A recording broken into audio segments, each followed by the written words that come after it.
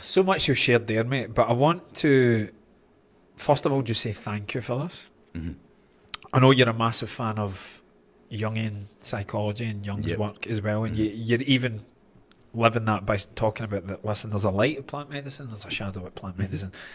And love and light isn't going to cut it for a lot of people looking to really heal. Like the darker, the brighter the light, the darker the shadow, and the darker the night sky, the more beautiful the stars are. We need to love all parts of ourselves, and the fact that you're walking that talk is everything, mate. I know here in Bali and beyond, the first thing that people say to me about you is that you sit with them for like an hour to see, should I be talking you out of doing plant medicine? Can your nervous system handle this?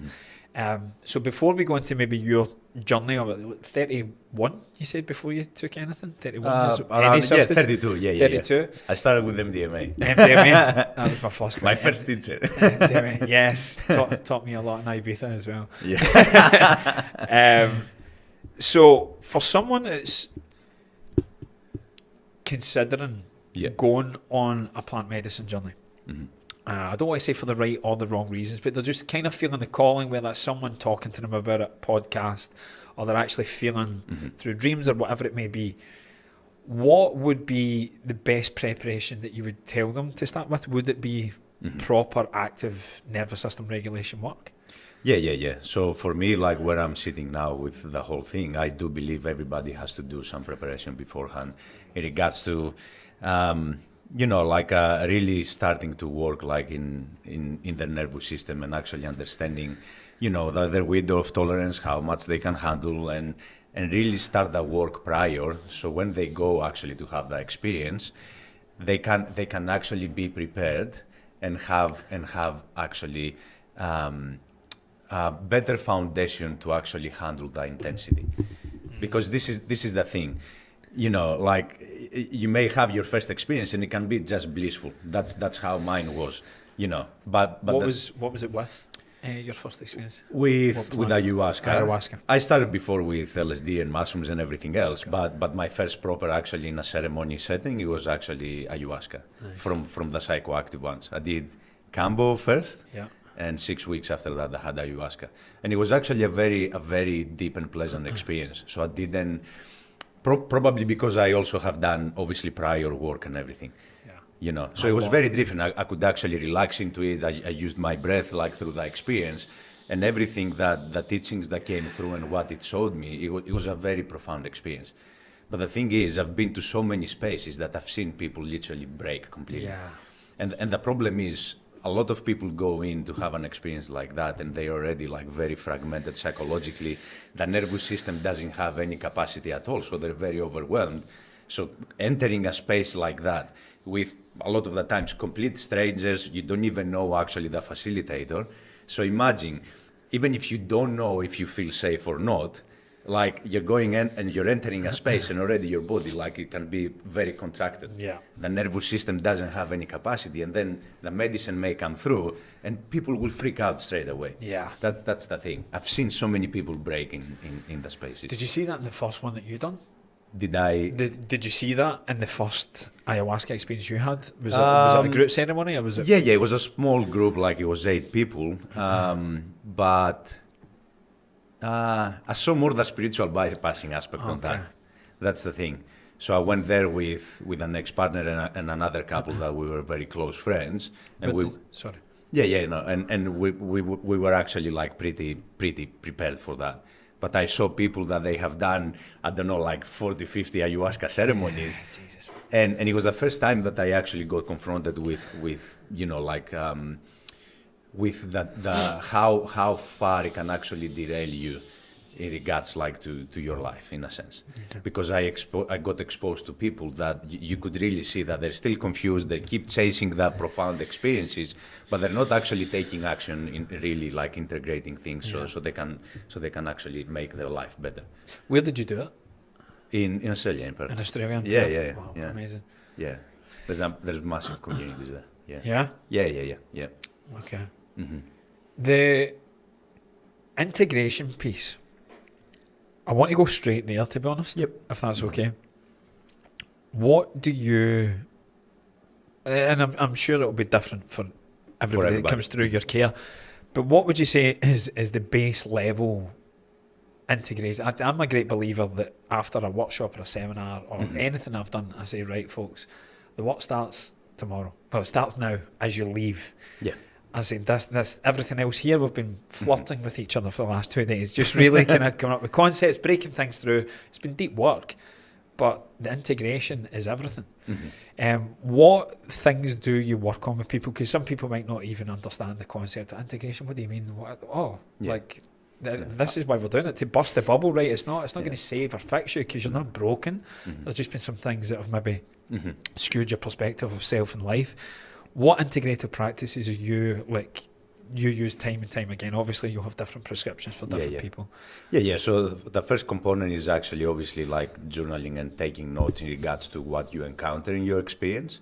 So you can actually have the things that you really got confronted with. So you can start basically to work through them and trying to understand them, because you may get a lot of different messages in regards to from your experience. It can be things from, mother and fatherhood, for example. It can be generational stuff. It can be, inner child things. My first experience, it was the first time I reconnected with my inner child. That's why it was very profound. So depending actually what you encounter there, is very important, first of all, to actually start expanding on the experience, like through journaling and starting to get it out of your mind. But then, depending what the medicine or the spirit told you, is starting to actually apply things in your life by creating, first of all, the practices on your everyday that you actually gonna actively spend time with yourself. It can be through meditation, it can be through breathing, it can be, journaling, it can be all sorts of different things. So you can make sure that you're actually gonna take advantage of that big opening, and you're gonna create a practice for yourself. First of all, to keep that connection, with your soul, with the divine, but also with your body. Because when we open up, we open up in a mind, body, and spirit way. Yeah. So there's a big influx of information that happens. A lot of psychological material comes into the surface, a lot of emotional material also. And if you're not aware of that, the first thing is, that's why it's important to prepare for that. The first thing that you will do when the intensity comes up, because it creates a lot of sensitivity afterwards, it may start suppressing straight away. So imagine creating this big opening and trying to fucking push things down. Ain't happening. Yeah, no, that's the thing. So it's very, very important actually to be present with yourself every day after that, because the medicine keeps working for weeks afterwards. Wow. That's why another big problem is people, they go and have ceremonies. Like I've seen people having ceremonies every week, which is crazy. Like imagine every week, like blasting yourself open and bringing so much in. How the fuck are you gonna integrate all that? You see it so much, man. That's the thing. So it's all about, in the beginning, basically presence, creating a routine that you're gonna follow every day with yourself, so you can actually stay present with everything. And then also having obviously like a guide or someone that can take you through the process, that can help you put things together, is very, very important. Because like I've seen it so many times, even with myself, like especially if it's a very demanding and intense experience psychologically, it can create like so much, on a mind level. And if you don't spend some time to trying to make sense of that, like it can become very confusing, and it can actually derail you in ways. And people because they feel so good afterwards, they can breathe better, they feel so empowered, like they're connected a lot of the times with their soul. They think, okay, that's done. I'm gonna just carry that afterwards, that beautiful feeling, and it's gonna last forever. I'm healed now. But it doesn't work that way. That's the thing. And this is the biggest thing, and I feel like, you've been preaching it for so long because it's so important. The work, like from the moment you start this process, this is how you're gonna be living for the rest of your life. Yeah. That's the thing. And constantly creating so much more awareness in every level, and you engage with yourself in a different way.